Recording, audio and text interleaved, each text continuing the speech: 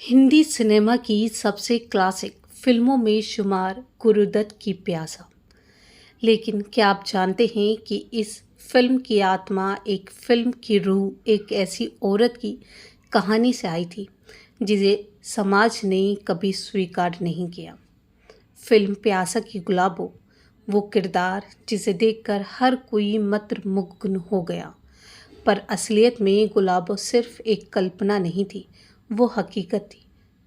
अबरार अलवी की ज़िंदगी की हकीकत। अबरार जो गुरुदत्त के करीबी और फिल्म के लेखक थे, उनकी किताब 10 ईयर्स विद गुरुदत्त में गुलाबो की असली दास्तान दर्ज है। एक ऐसी दास्तान जिसे पढ़कर आंखें भीग जाती हैं। कहानी शुरू होती है एक शाम से, जब अबरार अपने दोस्तों के साथ समुद्र किनारे गई। वहाँ 3 लड़कियाँ पेश की गई, 2 कमसीन महज 15-16 साल की और एक करीब 28 साल की औरत।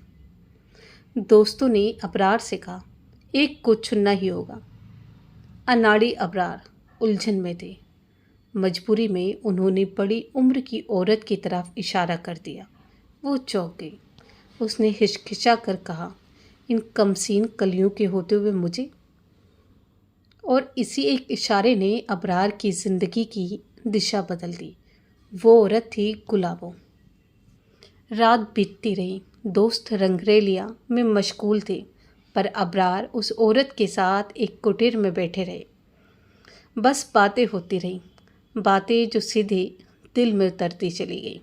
सुबह होते होते जब अबरार लौटने लगे, गुलाबो ने अचानक उनकी कलाई पकड़ी ली और कहा, मेरे साथ चलो ना, कुछ देर और साथ रहेंगे। उस रात ने एक रिश्ता जन्म दिया, एक ऐसा रिश्ता जो समाज की किताबों में नहीं लिखा जाता। दिन बीतते गए, मुलाकातें बढ़ती गई। एक दिन गुलाबो ने अबरार को अपने अतीत से मिलवाया। वो बोली, मैं जन्म से वैश्या नहीं थी, मेरा नाम देवी था। गुलाबो एक हिंदू ब्राह्मण परिवार में पैदा हुई थी। किशोरावस्था में उसे एक फौजी से प्यार हो गया। उसके साथ घर छोड़कर भागी, पर बाद में पता चला वो फौजी पहले से शादीशुदा था। घर से बेघर, मजबूर, बेसहारा। तभी एक कोठे वाली की नज़र उस पर पड़ी और वहीं से देवी बन गई गुलाबो। अबरार के लिए गुलाबो सिर्फ एक वेश्या नहीं थी, वो एक इंसान थी, एक औरत थी जो मोहब्बत भी करती थी, सम्मान भी करती थी। गुलाबो ने कहा, मैं एक गिरी हुई लड़की हूँ, पर तुम ऐसे नहीं हो। तुम्हारे मुंह से गालियाँ अच्छी नहीं लगती। वो चाहती थी कि अबरार उसकी दुनिया समझे, उसका दर्द महसूस करे, पर किस्मत की किताब में कुछ और ही लिखा था। गुलाबो को टीबी हो गई, मुलाकातें कम होती गई, फासले बढ़ते गए। एक दिन अबरार उसी इलाके से गुजर रहे थे।